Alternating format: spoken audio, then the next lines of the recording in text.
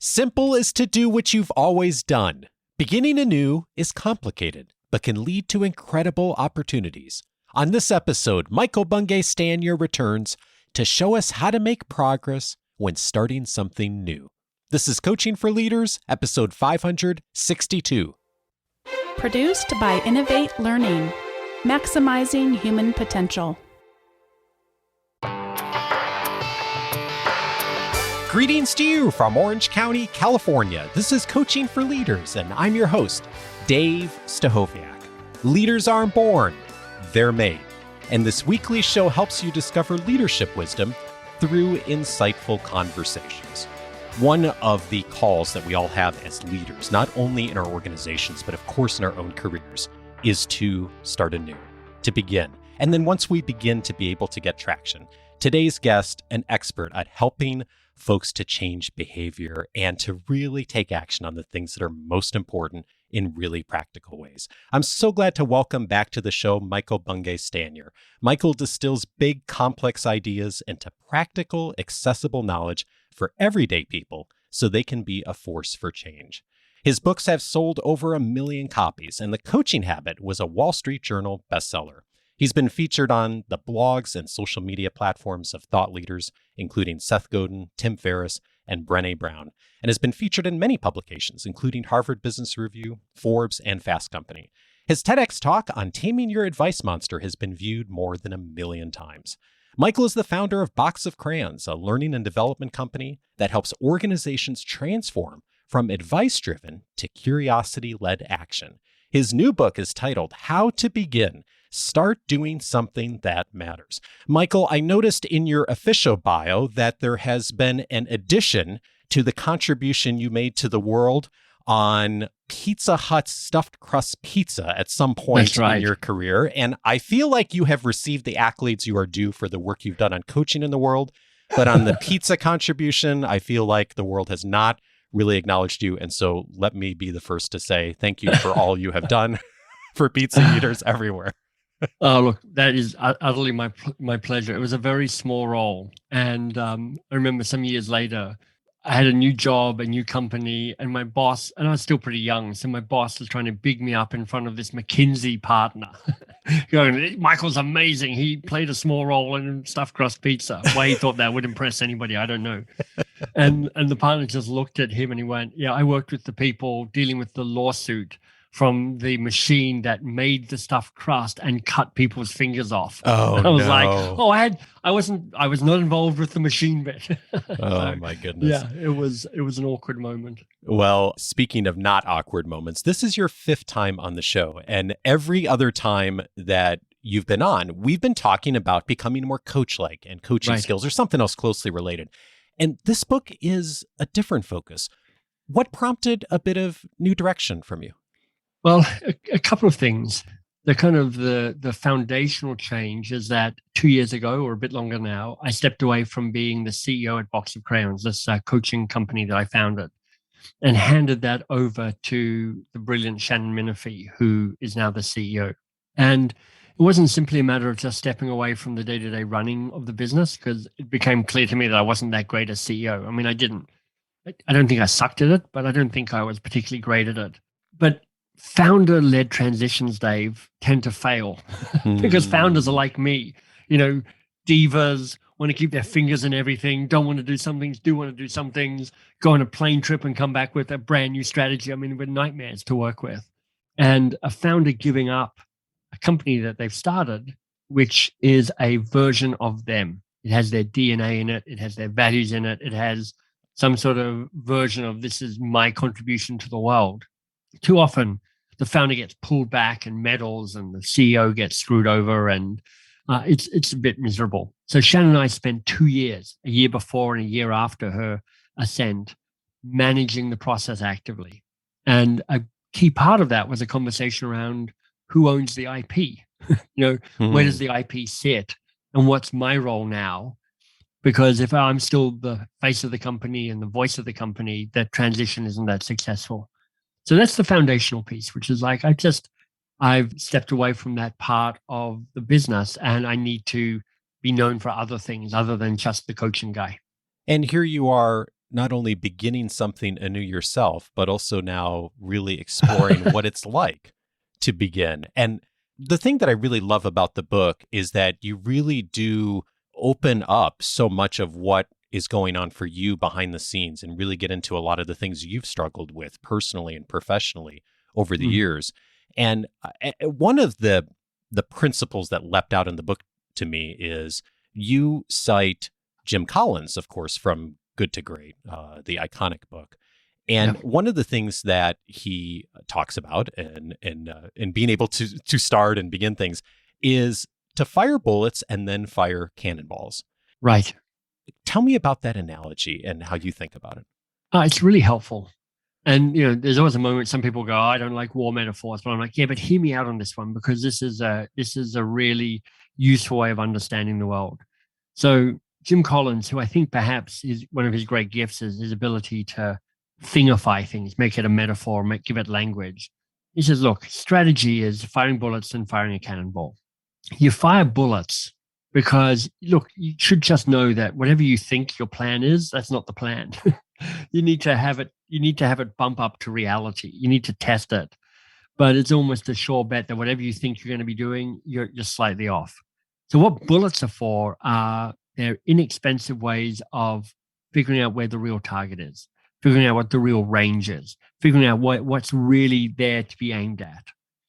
And then Collins says, look, if you fired your bullets and you figured it out, then's the time to commit. That's when you load up your cannonball and you fire your cannonball because you found the target. And then he says, look, this is what happens to too many people. Either they load up the cannonball. They're like, I'm not firing any bullets. I know this is right. They fire the cannonball misses the real target, and you've lost your time, your energy, your resource, your money, whatever it is that you'd invested in that cannonball. Or he says, look, some people spend their whole time firing bullets. And even when they found the target, they're now like, oh, but is that really the target? Oh, should I keep going? Should I really commit? There's a fear of what commitment is. And understandably, because, commitment is when you go all in. So they spend their life firing the bullets. And what Collins is saying is like, it takes longer than you think to find the target, fire the bullets. It's more important than you realize that once you fire the cannonball, you fire the cannonball. Dave, I mean, you and I spoke yesterday because you and I were on, and we were recording a podcast for me as the host, you as the guest. Yeah. And I was just curious, I was curious as to how coaching for leaders has grown. And, having brought up this analogy that Collins shares, it just felt to me that you fired bullets and then you fired a cannonball. You're like, okay, I figured this out. I figured out what a really good version of this podcast is. It took you, as you said, at least 4 years to really figure out the heart of this wonderful podcast. When you did, you committed to it fully. You fired the cannonball.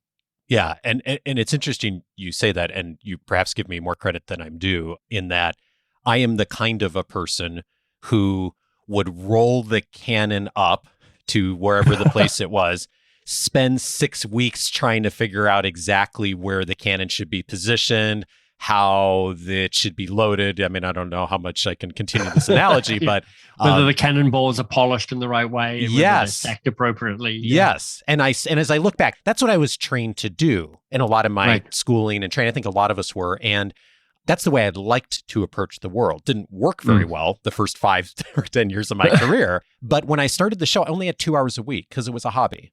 And so I couldn't do it. I had to fire bullets. And as a result, I figured out along the way, there's a different way to do this other than just trying to plan, prepare, and never actually get data. Right. But here's also what's essential in what you're telling us, Dave, is it never feels at the moment that you're doing this very rational, I'm just firing bullets for a while and then I'm going to fire a cannonball. You kind of retrospectively see that that's what was done. Because I feel that same about a lot of the stuff that I've done. I'm like, in retrospect, I was quite brilliant. At the time, I was just making it all up and just trying to figure out what the next step might be. But it's just a useful framework to have, which is like, keep making small steps, keep doing experiments, keep doing the little things that move you forward. And at a certain point, with that little progress and with that sense of momentum, something will open up, which will allow you to take a bolder step or make a bigger leap or fire a cannonball, whatever it might be. What's your tendency on this? Do you tend to be the kind of person left to your own devices that's going to fire a lot of bullets or too many, or are you more like me of like lining up the cannon? I would say that in the creating of stuff, I fire quite a lot of bullets. Like in the creating of this book, How to Begin, it went through quite a number of iterations. I mean, the first iteration, I sent out to some friends. One of them is my friend Misha, who's here in Toronto with me. He emailed me back after a day or two. He went, Michael, I've read the first 40 pages of your book. I'm bored and I have no idea what it's about. I was like, oh. Yeah. And partly I'm like 93% grateful and 7% deeply insulted. Yeah. But mostly grateful but that first draft, I mean, a draft is a bullet where you're like, I don't know, is there something here? Is there anything here? What do people think about it? Am I close to the target? And actually picking through the rubble of that draft, I'm like, oh, there are some things I want to rescue. I want to rescue the phrase, we unlock our greatness by working on the hard things. I want to rescue the phrase, be ambitious for yourself and for the world. But all the other stuff, I realized they're bullets and they didn't hit the right target. But then, come the sixth draft, or maybe it was the seventh draft, where I finally went, I think this book is now the book I want it to be. Now I'm like, okay, now I'm committed to getting the book out into the world. So I'm firing the cannonball of what does it mean to launch a book? Yeah, and you wouldn't have got there if you hadn't done draft 1, draft 2, draft 3, all of that progress, right. Of course. Yeah. There's so much in this book about starting and then making progress. And one of the invitations you make is to discover what your history reveals about your future self. Yeah. Tell me what you mean by that. One of the simplest ways to find a sense of courage and a sense of freedom, perhaps, is your history. And it's to do a thought experiment. It's to look back in your past and go, when have I faced something like this before? Because you probably have. It won't be exactly the same, but you probably have a story that you can tell that might go, you know what?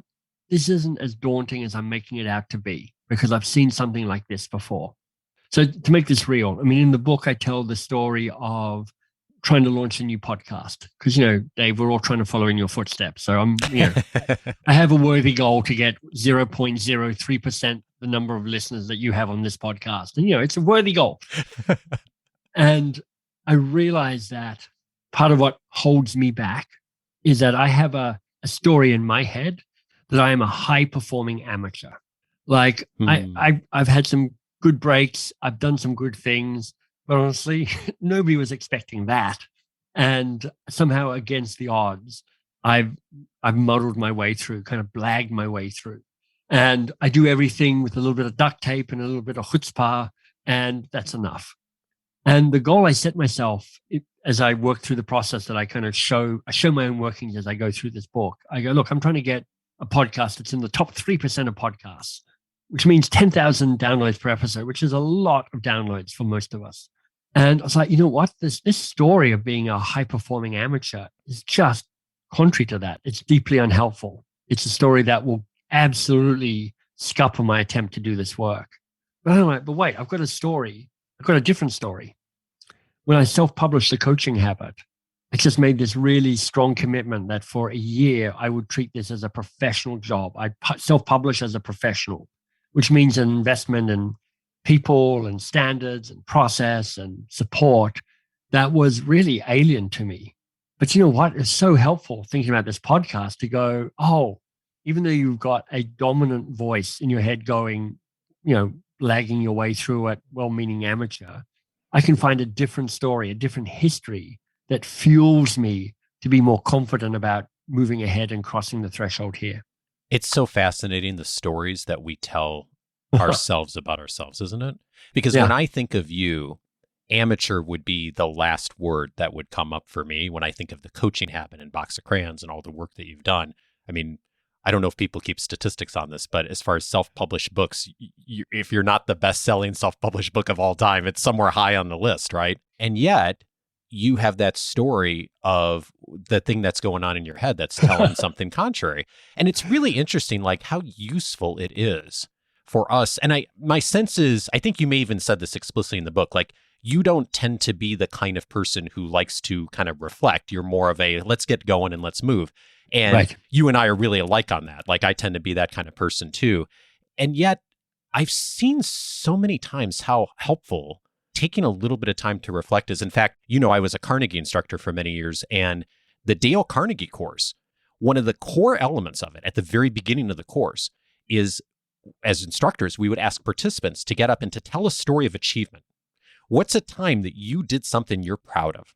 And they'd get up and, everyone would struggle with it a bit because we don't like to toot our own horns very much. But they'd get up and people would tell these amazing stories of things they'd done in their lives. And I'm like, oh my gosh, how am I in the room with these people? It's just incredible. Right. And then you would see how them telling that story would go, oh, yeah, I could get better at my human relation skills. Because Right. I've went through something in most cases way harder than that before.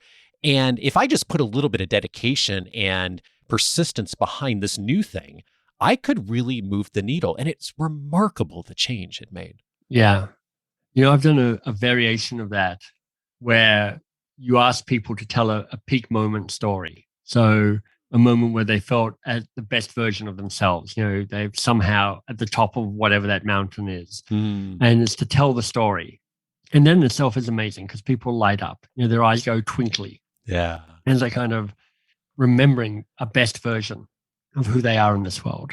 But the thing that I then ask somebody to do is I say, you've got a minute as the listener to play back what you see in this person, who they are, their being as part of that. And you've got a minute and you have to say at least 6 things.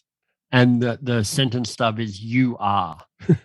And to the person who's listening, because, this is getting awkward, the person who's listening is like, your job is to know that what you're hearing is not the truth, but it's somebody who's seeing something in you. And at the end, all you need to do is say thank you.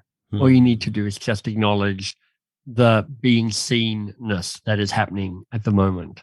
And it's a very powerful experience because our peak stories are so often, they remind us of some essential parts of who we are, and that often get kind of a bit rusty, a bit dusty in the kind of the quotidian busyness of everyday life. Yeah, we're so likely to remember the things that don't quite represent ourselves well internally, and Right. then being reminded of, okay, it's not that isn't necessarily true, but it's an and. What are Right. also the things that are true about me that I've done well that I might replicate? So that brings us a bit to experimenting, which of course is, comes back to that analogy of firing some of those bullets, as hopefully we see a bit more of the who we are, the full picture. Yeah. The invitation is to start a bit. And one of the things that you invite us to do is to avoid making the experiment too big and too complicated. Right. What's the trap people fall into with this? Well, this, just to acknowledge my kind of intellectual forebears, it's kind of my thinking building on the work of Bob Keegan and Lisa Leahy in Immunity to Change. And they're like, once you're working through your immunity change stuff, it's useful to come up with a test. And I'm like, that's true. It is useful. And all of this is within the context, Dave, of once you cross the threshold, it's helpful to travel in small steps, because what we hope, and is never the case, is that once you figure out what our worthy goal is, this thing that is thrilling and important and daunting for us, that it'd be so nice if we could just type the address into our phone. Apple Map says, well, it's 16 minutes away, and you take a left and 2 rights and you grab coffee and then you've arrived. But it's never like that. This is a daunting task. It's more like you're on a mountaintop and there's a misty valley in front of you and it's jungle around you, and you can see a distant peak, which you think is the destination, but you're not entirely sure. And you're trying to figure out your way to kind of move through this somewhat foreign territory. And so we're trying to find the sweet spot between a degree of caution and a degree of adaptability and a degree of complexity and a degree of movement. So you're actually making some movement. So the thought experiment is a good way to kind of get the courage, take the breath to get moving. The experiment is what actually allows you to take the first step forward. So you're like, all right, what's a small thing I can do that could make some progress on this worthy goal and might tell me something about this worthy goal in a way that will keep me safe as well, not have me lose everything. It's really another way of saying, how do you start firing bullets? Yeah. How do you start range finding? How do you start testing the distance? How do you figure out what the target is? Because my goal is for people to figure out a destination that is close, but not too close. Test it out, make sure it's the right destination, and then make for it. Because once you get to that next kind of milestone, that next small step, you get to stop and look around and go, oh, right, now what? Now what do I know now that I didn't know before about me and about the project and about the path? And what would my next phase be around this?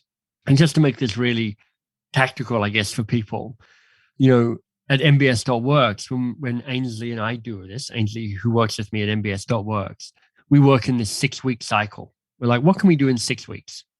What can we test? What can we make progress on in 6 weeks? And 6 weeks feels like a really good amount of time because you can get a lot done in 6 weeks. I mean, really, you can make some really interesting progress. But 6 weeks feels doable and reachable.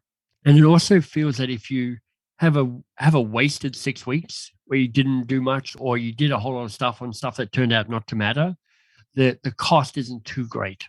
So 6 weeks feels like a bullet period of time. You said the word risk earlier in this conversation.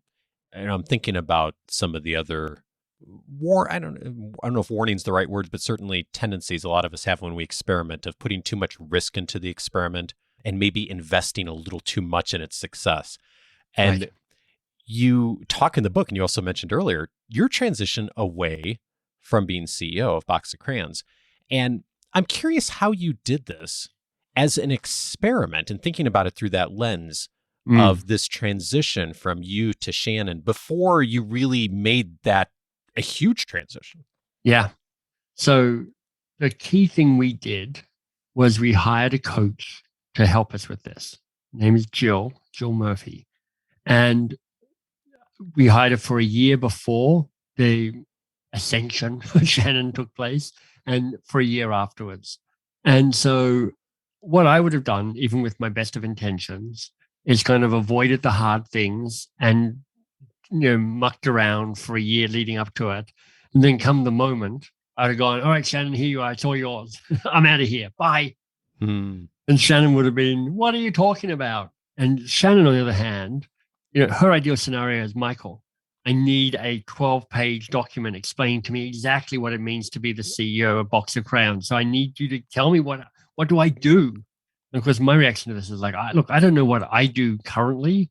And even if I did, it's probably not the CEO behavior I want for you as you rethink about what this organization can be for you. So what we did is Jill just created space for us to explore the edges of this idea and sink into this idea and test hypotheticals about this idea. So very much running some experiments and some thought experiments around what this looks like and where we might go wrong and where we're vulnerable and where we're excited. We spent a year just sitting with it, trying to surface Shannon's anxiety around this, because, Shannon, first time she's ever been a CEO, so she doesn't know what she's doing. Her anxiety because she's getting a handover from some dude who also doesn't know what he's doing. My anxiety around, or my excitement about what this might open up for me, but also my anxiety to step away from something that I've invested 20 years of my identity and DNA into. And so I think that was a really a key moment. And then the other thing that we did, and this is more of, a practice than an experiment, it's more of a structure, is that part of this work was to make a decision tree. And here's what I mean by a decision tree. It's not what people might be thinking, probably using the wrong language. It comes from the work of Susan Scott, who wrote the book Fierce Conversations, I think it's in. And she says, look, there are 4 different types of decisions that get made. And the metaphor is a tree. They're twig, branch, trunk, and root decisions. So twig decisions, I should never know about ever. It's the minutiae of day-to-day life at Box of Crayons. Branch decisions are things that I'll probably find out about because, Shannon writes a monthly update and I'll read about it and, oh, that's interesting. They've done this. They've done that. Trunk decisions are decisions where Shannon will come to talk to me about the decision, but the decision is hers to make. And then root decisions are my decisions to make as the owner of the company. I mean, I co-own it with my wife, but I'm more the active owner. So we went back and forth around, what fits where. And, I think one of the bolder decisions we made is we said, look, I have only 2 root decisions. That's it. Even though I own this company, I only get to decide 2 things. One is, do we sell it? And the second is, do I fire Shannon? The rest of the decisions are hers to make. Some of them are trunk, some of them are branch, some of them are twig. And it means that, a year into her tenure, she reviewed and changed some of the core values of Box of Crayons. And it was a little confronting because, core values of Box of Crayons are basically Michael's values because I'm the founder. And I'm like, that's what I stand for. So this is what all you lot stand for as well. But, she and the team went, these don't quite work for us in terms of how we're imagining ourselves as a company. And honestly, there's one part of me that would have been like, let me just share my opinion on this. Let me contribute in some way here. But it was really helpful that we had a structure that said, this is your decision to make. This is a trunk decision, which then gave me guidance around what appropriate behavior was from me. And because you had experimented with that for a year and had those conversations and worked with a coach, you had figured out what's the framework that is going to work. And then when inevitably the conflict came, you have a framework to work within, which doesn't eliminate the difficult conversations and the tough feelings and the emotions that come in. Right. But it gives a way to process it and move through it much quicker than you would if you didn't have that framework. Exactly. And then I'd say the final thing that was really helpful in this was I sat with the realization that this company was now Shannon's to fail, if so be it. There's a way that this company may not survive Shannon's tenure as CEO because running a company is hard and there's all sorts of reasons why Box of Crayons just might not work. I had to come to peace with the idea that that's part of the consequence of giving Shannon the capacity to grow this company and make it amazing, is that she may also lose the company. And I'm fine with that. That's part of the glory of the ride. You said the word practice a few minutes ago, and you make a distinction in the book when helping us to make progress on something between experiment and developing a practice. What is the difference, and when do you know that it's time to make that transition? Yeah. I wrestled with this as I wrote it because also looming in the picture is this idea of what a habit is. When you get this is a good thing to keep doing and you kind of override your conscious mind and trying to push patterns of behavior into your unconscious mind. So when something happens, you react in a way that's the way you want to react. I'm like, okay, so a spectrum here. You start with the history, the thought experiment. You move to the experiment, which is like you start trying some stuff out and running some different experiments. And a practice feels like when you're like, okay, I'm getting there. I think I've figured out the right experiments to run. And I'm going to do that with more consistency and more regularity. But the difference between a practice and a habit, and it's my slightly artificial one, but this is why I think it's helpful, is that a practice means that you stay conscious of the act that you're doing. You are aware of it. It is the meditation where you are actually watching your breath rather than the habit, which is you breathing. And I feel like if you can get to a place where you're like, I have a regular practice that is about moving my worthy goal forward, then that's a pretty exciting place to be. What's a practice you've developed that's worked for you? I think a practice that's has worked well, and I talk about this as a case study in the book, is about trying to launch this podcast. I have a successful podcast. And there's some things that I have operationalized around that, so habitized that around how production happens and the like. But one of the things that is a practice for me is the research I do before I talk to somebody. I don't quite go all Dave Stachowiak on it and like do a 5 hours research per interview, which I know you approximately do. But I do have somebody on my team who pulls together a 2-page briefing note, and then I dive into those pages, and then I give myself time where I try and think of the questions I want to ask that are more personal and more likely to open up somebody's heart and their vulnerability and their best stories, so that I'm not trapped at a more high level conversation. I'm like, I want to go deeper into who is this person? What matters to them? What shaped them? And I think that's become a useful practice, which is in a way that I haven't done in previous podcasts, which is like to be present in the preparation for the conversation. I'm thinking about what you said about breath and meditation and the consciousness of noticing that and that being a practice. And one of my favorite lines in the book is, annoyingly, we seem to learn deepest and fastest when we're in the discomfort of conscious incompetence. Yeah. That's so true. It is. I mean, people will know this, but in case they don't, there's spectrum about the 4 phases of learning. Unconsciously incompetent, so you don't know that you suck. That's my favorite part. That's the place we all aspire to. Yes. Consciously incompetent is when you do know you suck and you're feeling the pain of trying to get better and not be mediocre. Something that I think that the people who listen to a podcast like this particularly wrestle with, because the people here are ambitious and competent and have mastery in a bunch of things. And often as you establish your life as an adult, you build a life around you where you are the next phase, which is consciously competent, or even unconsciously competent, which is, closer to mastery. And ironically, it's like, can you find a way to put yourself back into unconscious incompetence as a place for cracking you open and finding the next part of growth? It's so easy for us all to convince ourselves that if we listen to enough podcasts, read enough books, watch enough TED Talks, which all are really important, right? The way you and I have been involved in a lot of that over the years, that we've done our work. And of course, that's really just the start. And the thing that I love about the book is it's such a great roadmap for, okay, given that you've done that, which everyone listening to the show has already done, now what's next? And so my invitation for everyone is to track down the book. And you have a website set up for folks who'd like to grab the book, but also discover a bunch more, right? Yeah, that's right. So How to Begin is the nice, clean and clear website.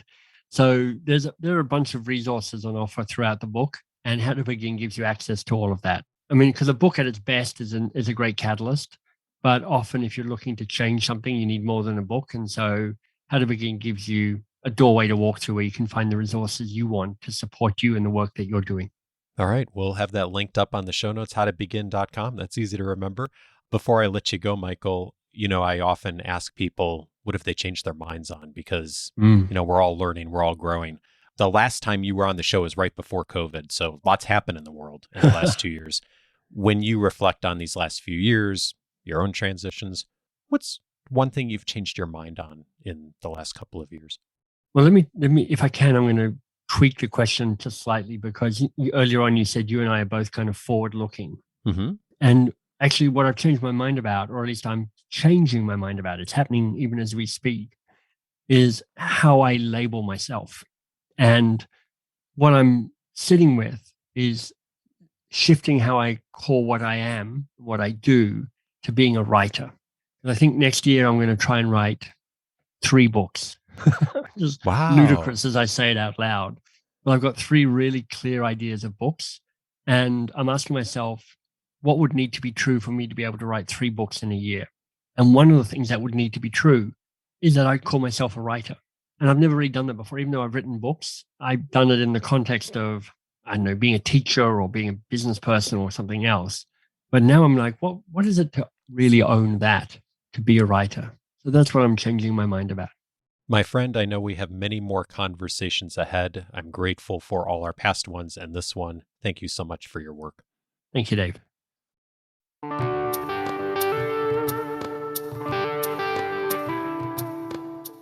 If this conversation was useful to you, several related episodes I'd recommend. One of them is a past episode with Michael that I pass along just about weekly to someone in our listening audience. That's episode 284, The Way to Stop Rescuing People from Their Problems.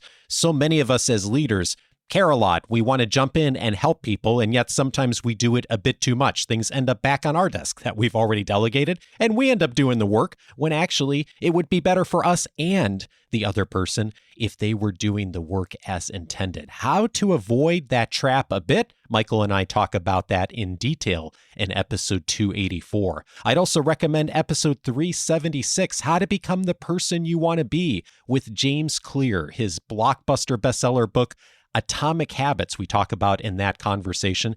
And one of the key points he makes in the book and in that conversation is the distinction between setting a goal and taking on a new identity. When starting something new, it's helpful to think about it from a standpoint of identity. We talk about that a lot in our conversations within the Academy. Episode 376, a useful place to begin with that message from James Clear.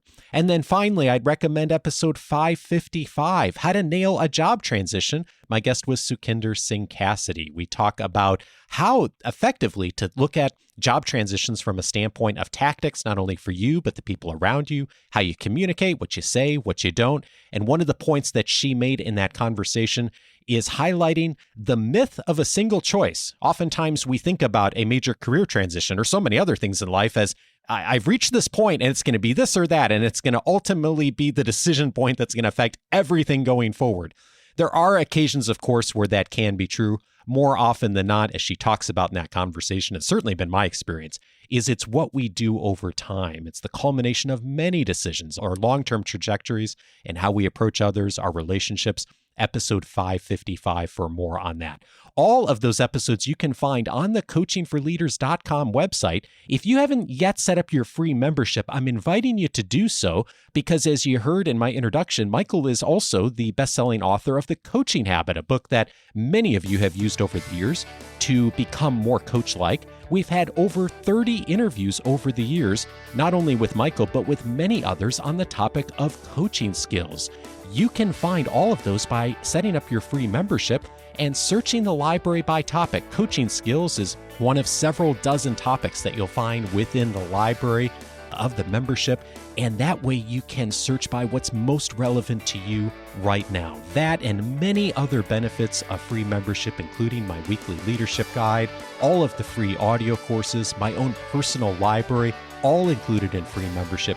You can set it up today by going over to coachingforleaders.com and beginning there. Next week, Alyssa Cohn is on the show. We're going to be talking about an important and difficult topic. What do you do when you need to fire someone? Join me for that conversation with her next Monday, and have a great week.